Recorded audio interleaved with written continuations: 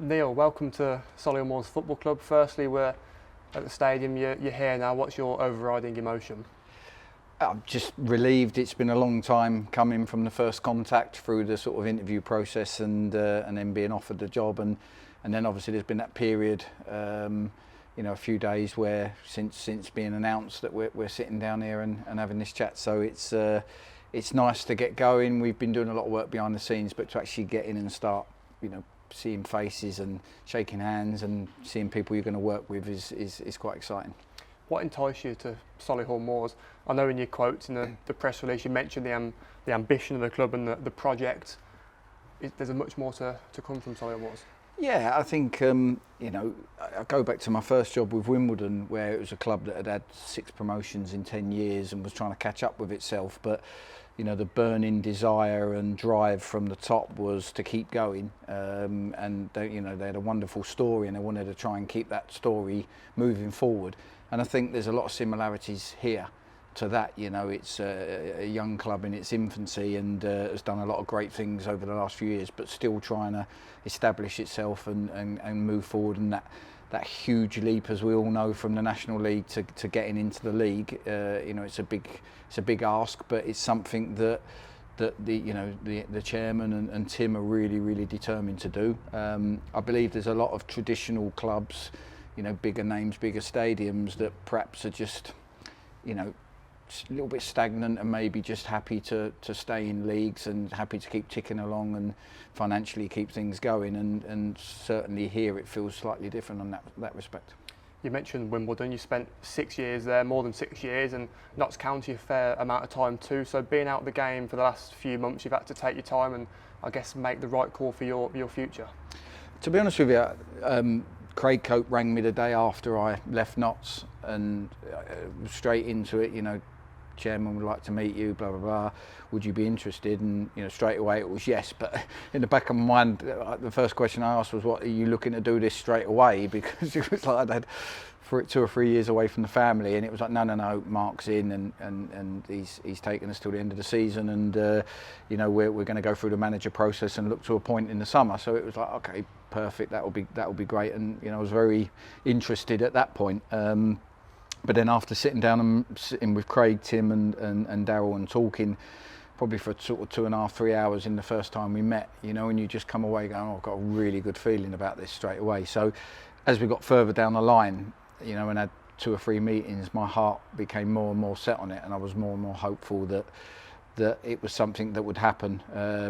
I think towards the end, the spanner in the works was how well Mark was doing here, because he'd gone from helping out to doing an unbelievable job and becoming a real live contender.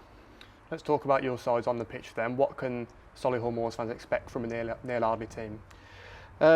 Certainly passion and effort. I think they're the one thing I know from football fans is they want to see their team have a go.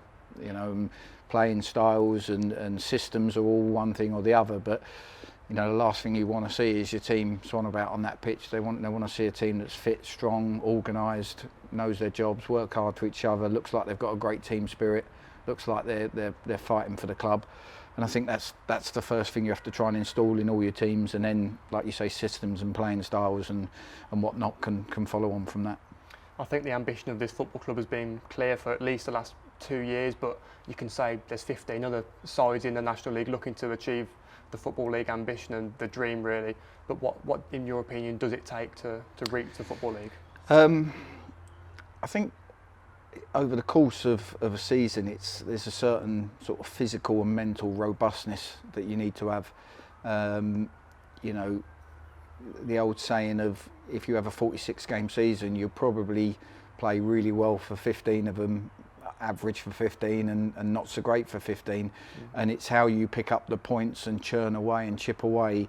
When you play well, you've got to win your games. When you play average, you've got to try and nick wins. And when you're not playing well, you need to try and nick some points and stay in games. And within that, you need to have goals in your team. You need to be able to soak up pressure when your game's not flowing as much. And you look at Sutton United, who did a remarkable job this season. They had a way of playing a fit, strong, organised team that just did it week in, week out, and yeah, they had blips. They only lost probably 5 games all season, but you know, they found a way of churning out results, and I think that's to win any league or promotion, you need that.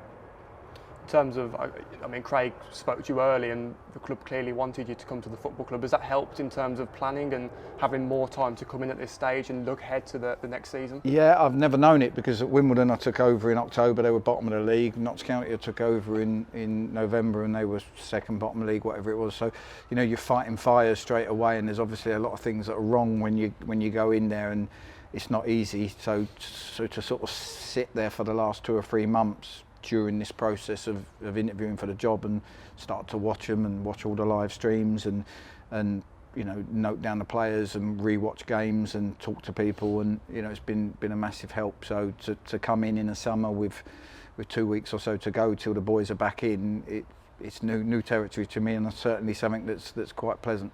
Exciting times as well, with, I guess, player recruitment, pre-season games getting penciled in, and you've got the help of James Quinn, who's been promoted to assistant manager, and Greg Abbott as well, who you know very well. What do the two bring to the setup? Well, Greg, I mean, if you sit down and you listen to Greg when he's trying to strike deals, you just it's something for the TV cameras to catch, because I think the fans would love it. He knows everybody at every club, you know, and if you ever want an opinion on a player, he'll get it. And he'll get an honest opinion. People respect him up and down the country, and you know, Greg's the sort of player that, you know, people will he'll go get a loan player, and a club will want £700 a week, and Greg will be asking for him for free.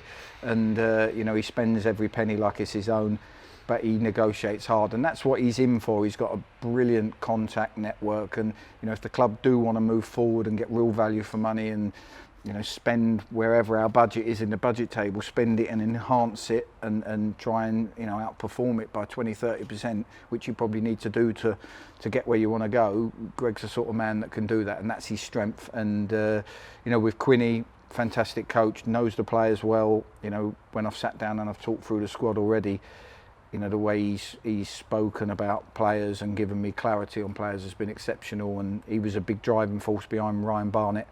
I went away and had a good look at Ryan, and straight away went, I really like this lad, and Quinny raved about him, and you know, we went in and got that deal done. And it's great that already me and him are seeing the same things, and I think hopefully from his point of view, to see a manager go, yeah, I totally agree with this, go and get it done, it's a good start. Just finally, we're, I mean, a couple of months away from the season starting still, but it's looking promising in terms of the fans will be back, and I guess that's what we need, isn't it? The supporters back in the stands, and make it a successful campaign for us. It's been so weird the last 18 months. You know, I said in an interview earlier, you know, getting Notts to Wembley in the first season in the league when we had no players at the start of the season was remarkable, but that was the most horrific experience of a football match, being in an empty Wembley. So surreal. And just recently seeing fans come back, you know, watching the last game of the season here on the stream, and watching England play at Wembley, you know, the moment teams get in the opposition's final third, just the whole place just lifts, and you feel the whole thing. And without fans, that's just not there. And I think you've seen over the last 18 months some sort of strange things going on across the leagues, and let's hope it gets back, because fans are the lifeblood of every football club. Neil, I wish you all the best. Thanks a lot. Thank you.